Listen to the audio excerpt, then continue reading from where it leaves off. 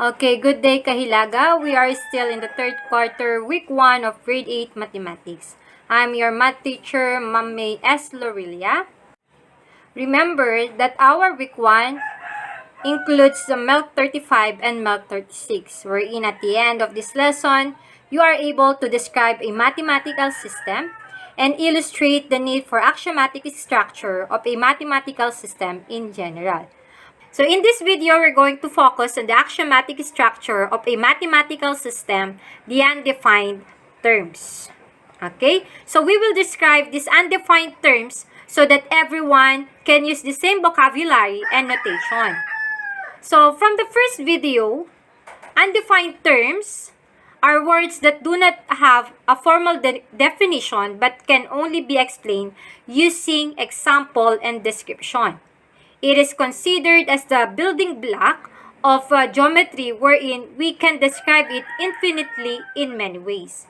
So undefined terms, or these are words or terms that do not have a formal definition. Pwede lang natin silang ipaliwanag, pwede natin silang bigyan ng paglalarawan o ng description, ng mga halimbawa, but wala tayong formal meaning dito. Okay? Kahit tingnan niyo sa dictionary, ang makikita ninyo lang ay description ng mga ito. Okay? So, because of that, these undefined terms are considered as the building block of geometry. Okay. So, from the previous video, the three undefined terms named are point, line, and plane. Ito yung nabanggit natin sa una nating video. Okay? So, dito lang tayo nakafocus ngayon sa video na to. So first, point. Point is the most basic term of all geometric concept. Okay? Basic term of all geometric concept. Dito tayo nagsimula. Kahit yung dalawa nating undefined terms, dito rin magsisimula. It has no dimension, it has no length or width. So it suggests an exact location in space. It is represented by a dot, and we use a capital letter to name a point.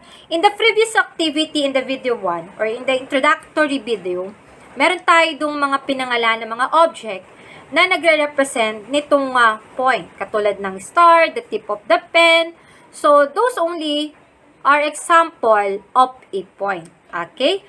We represent a point by a dot, and we use a letter or a capital letter to name a point. For example, this one, point A. So, dot A, so we read it as point A. Another example, dot M, we read it as point M. Ganyan lang natin pangalanan ang point. Another undefined term is line. Line is a set of points arranged in a row. It is extended endlessly in both directions. We use a lowercase script letter or any 2 points on the line with line symbol above it. It is represented by straight line with 2 arrowheads. So, pag tayo nag-draw ng mga dot in a row, kung dadamihan mo yan, makakabuo ka ng line. So, you can extend it in both direction. So, kaya pag nagre-represent tayo ng line, we draw a line with 2 arrowhead in both ends. So, we use a lowercase script letter or any 2 points on the line with symbol above it. So, ito yung example natin. So, we have here a line with 2 points and 3 letters. One lowercase script letter or cursive letter beside the line and 2 capital letter below the line. So, yung script letter, yung lower script letter, pwede na natin siyang gamitin to name the line. So, we can name this as line M. And we can use also 2 points from the line to name it. Since meron tayong dalawang point dito, point R and point V, we can name this line as line RB. So, pwedeng words. Susulat nyo yung line, then capital letter R and capital letter V. Or pwede naman yung ganito lang, nakasymbolize na lang siya. Capital letter R and V, and then arrow or line, symbol of a line above them. That is how we represent and name a line. Another part is, if you still remember in your grade 7, meron tayo naging topic doon na subset of a line. Or ito yung tinatawag natin mga part of a line. So, there are two parts of a line na in-include ko dito sa video na to kasi magagamit natin to in the later part of our lessons. First, part of a line or subset of a line is a ray. Ray is a part of a line. It has one endpoint and extend infinitely in one direction. Okay. For example, itong nasa picture natin, may isa tayong endpoint at doon sa kabilang side naman niya na nakaharap sa right side ay arrowhead. Tandaan natin that a line, it is a part of a line kapag one endpoint and one arrowhead yung ating illustration. And kapag two endpoints naman, yung nakikita natin or two dots, ang tawag naman natin sa kanya ay line segment. And line segment is a part of a line consisting of two endpoints and all the points between them. So, yung ray, one endpoint, one arrowhead. So, yun namang line segment, it is a part of a line na may dalawang endpoint sa magkabilang dulo. It also includes all the points between them. Hindi naman kay ray. So, let's say for example, this figure, yung ginamit natin kanina. So, si line M, hahanapin natin kung anong dyan yung pwede natin magamit na ray at line segment. So, for line, yan yung natawag natin kanina, line RB, yan. So, meron tayong, pwede rin natin siya pangalanan na line VR, okay, and then the symbol, and then meron din tayong dalawang ray, okay. So, we have ray RB, ray VR. Ma'am, bakit pareho? Pareho nung nasa line. In writing or in naming array, kailangan mo rin ng point na malapit dun sa arrowhead. So, in this example, malapit naman sa arrowhead si V at ang ginamit kong endpoint ay si R. So, kung tatanggalin natin yung kabilang arrowhead, mag-start tayo doon sa endpoint na R, and nandun pa rin yung drawing natin na arrowhead after nung ating point V. Ganun din naman, kapag tatanggalin natin yung arrowhead doon sa part ng kabila, so it will illustrate array. Okay, how about the line segment? So, meron tayong dalawang point, pwede natin siyang gamitin, meron tayong 2 points, pwede natin siyang gamitin endpoint. So, makakabuo tayo ng line segment. So, that is segment RV or segment VR. So, in symbol, ganyan lang natin siya isulat. So, pwedeng by words, line RV, ray RV, segment RV. But, pwede rin naman gamit ay symbol. Sa symbol, ang palatandaan natin kapag line, yung line natin sa ibabaw ng 2 letters or the 2 capital letters, kailangan may dalawang arrowhead. Kapag naman ray siya, para ma-indicate ninyo na siya ay part of a line as a ray, kailangan may isang arrowhead ka lang. O pwede mo lagyan ng endpoint yung kabilang dulo. While kapag wala ka namang endpoint, wala ka ring arrowhead, so it means you're pertaining to a segment. Wanag ba yung subset of a line natin? Natandaan ba na-recall, na-review yung inyo na pag-aralan ng grade 7? So, another undefined terms, yung ating ikatlong undefined term is the plane. So, a plane is a set of points in an endless flat surface. So, we're talking about a flat surface. Kanina, it is a set of points in a row. Ngayon naman, it is a set of points in an endless flat surface. It has length and width but no thickness. May length, may width, pero walang thickness. So, ibig sabihin, flat surface lang siya. Two-dimensional. It is a flat surface that extends infinitely along its length and width. So, gagamit na tayo dito ng mga lines. So, kung meron kang 4 na line, 3 lines, makakabuo ka na ng plane.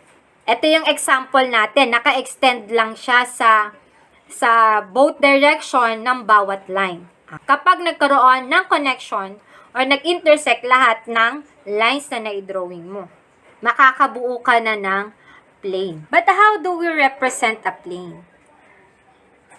It is represented by a four-sided figure. Madalas yun yung ginagamit natin. Four-sided figure para i-represent siya.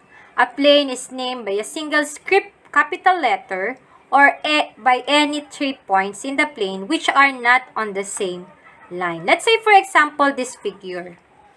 So this is an example of a plane where we can see 4 letters. So one capital letter is written as a script, letter.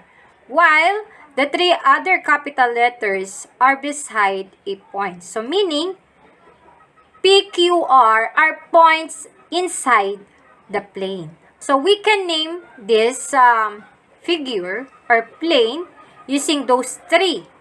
And we can also use the script letter B to name it. So, pwede natin siya pangalanan as plane PQR and plane B. Ma'am, pwede po ba plane RQ? Pwede naman po. Pwede siyang plane PQR, plane PRQ, plane QPR, plane RQP. Pwede po siya magkapalit-palit. Basta, all points na gagamitin mo ay nasa loob ng plane. We are done discussing the concept of points, lines, and planes. And these are so fundamental for the whole geometric system or mathematical system. Okay. That we have to come to call them the building block. Kaya siya tinatawag na building block of geometry.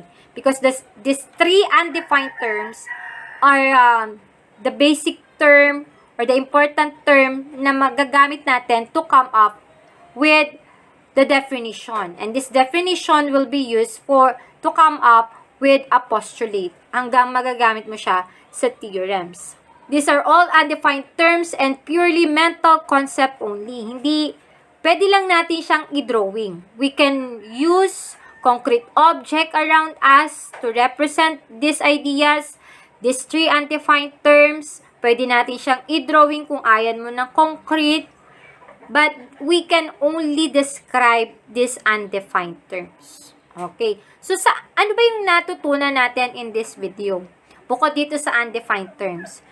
We also include how to name a point, how to represent, what symbol to be used in naming or in illustrating the point, the line, and the plane, or these undefined terms. So, let's have an activity that can we use these skills, these competencies. Kailangan magsimula muna tayo sa basic bago natin ito magamit sa most higher level part ng geometry. Okay. So, in this activity, name the given line in different ways. So, we have here a line with 4 points. A line with point P, point Q, point R, and point S.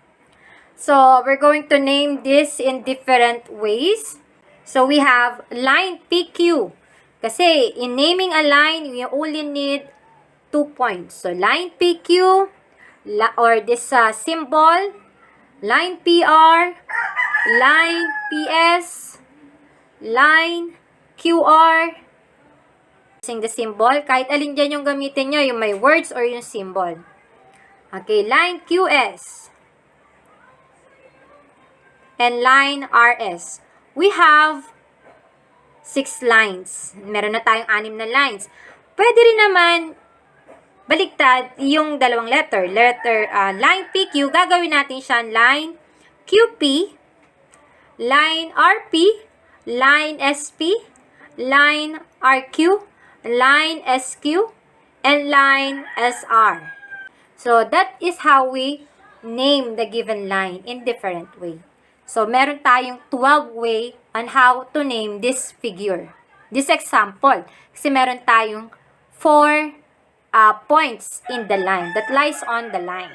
Okay? Another activity, another part.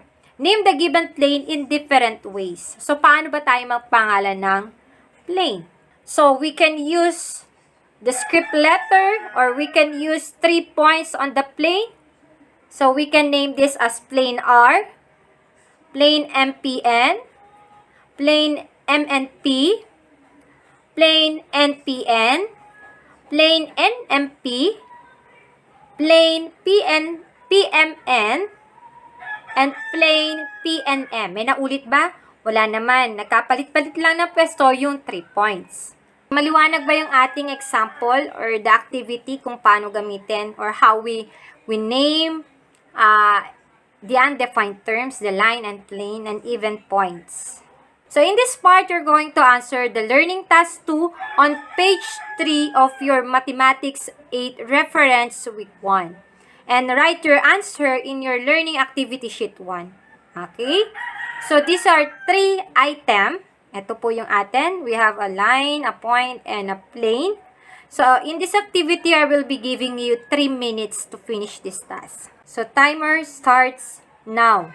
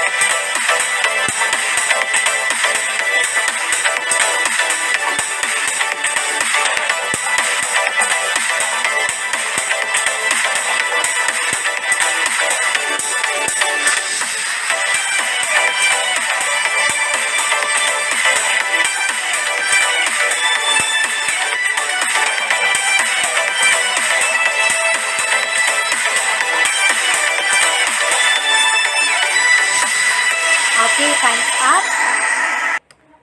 I will check your answer when you submit your learning activity sheets.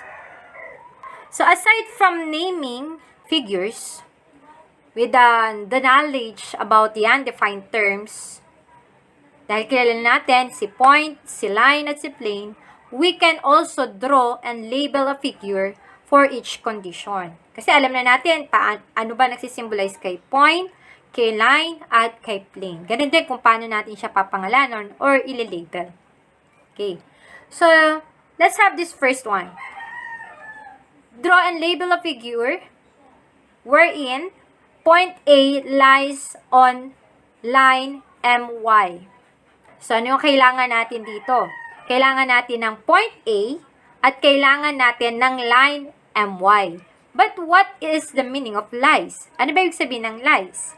So, ibig sabihin, si point A ay nakay line MY. So, matatagpuan natin si point A kay line MY. So, ano yung una nating dapat gawin dito? Kailangan natin mag-drawing ng line. So, we need to draw a line with 2 points kung saan dun natin ilalagay si point M at saka si point Y. So, meron na tayong line MY. And, naka-indicate point A lies. So, matatagpuan natin si point A kay line MY. So, pwede tayong mag-drawing ng point at i-label natin siya na A. Kailangan lang nandun siya sa line mismo natin. So, we can have point A. So, pwede yan. Yan po yung ating pwede maging sagot. Ma'am, pwede po ba si point A nasa gitna ni point MY? Okay lang din po. So, pwede siya sa gitna, point M and point Y. Pwede rin siyang wala sa gitna nila. Kasi wala naman naka-indicate sa ating given condition na lies between. Okay, nakalagay lang, point A lies on line MY. Pero kung ang nakalagay dyan, point A lies between MY, yun po, pwede siyang nasa gitna. Pero, dahil lies lang naman siya, tatanggapin din po yun na pwedeng si point A ay nasa gitna ni point M at saka ni point Y. So, yan. Pwede kahit alin dyan yung maging sagot ninyo. Or even, yung nasa unan ba siya ni point M. Okay lang din po yun. Sabi lang naman, point A lies on line MY. Another example, or another condition. Line M contains point U and point B but does not contain point Y. Ano ba yung kailangan natin dito sa example na to? Meron tayong point U, point B, point Y. Meron tayong 3 points. And then, line M. Contains, yung ating naka-indicate dito, contains at saka does not contain. So, ibig sabihin, kailangan natin muna mag-drawing ng line M.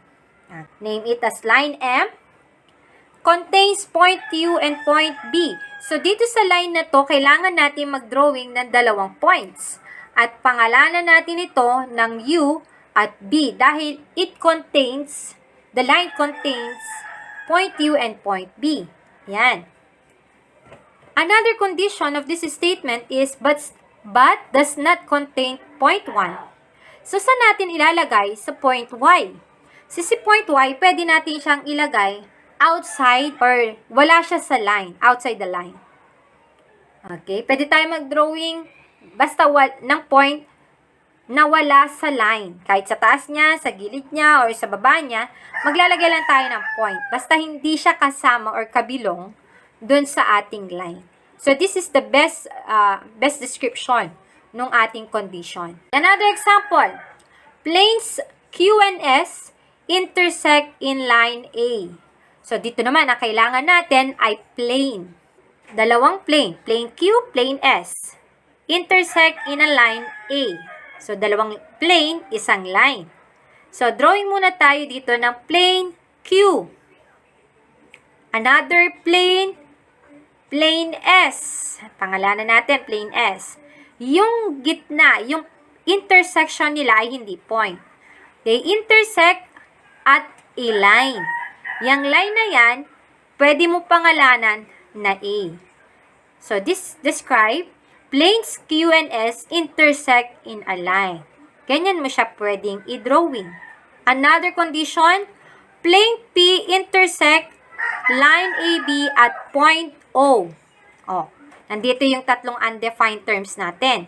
Plane P, line AB at point O. So, kailangan natin ng plane. Sabi, plane P. Lagyan natin ng pangalan. Kailangan natin ng line AB. So, papangalanan natin tong line AB. Dalawang point. Lagyan ng A at saka B. And yung intersection ni line at ni plane, lagyan natin ng symbol at doon natin ilalagay si O. Ma'am, bakit putol yung line natin? Kasi hindi natin kita yung nasa ilalim ng plane, di ba? Pag nag-drawing tayo. So, yung drawing na pwede dito kay plane P intersect at line AB at point O. Do you have any question? So, using the knowledge on the different undefined terms, the point, line, and the plane, you can use those knowledge to name and label these undefined terms. You can also use to draw or illustrate these undefined terms. Kapag ito na nasundan na natin or naintindihan na natin, then you can understand the different geometric terms, all other concept of geometry. Get again your learning activity sheets 1 and answer learning task 5 on page 7 of your mathematics 8 reference week 1. Yan. Yung sagot ninyo, isusulat ninyo sa inyong learning activity sheets 1. Ano po? So, draw and label a figure for each condition. Plane FGH. Ray AB and ray AM intersect at point A. Plane H contains line 3 but does not contain Z. Line Z intersecting line TQ at M. Point W lies on line ST.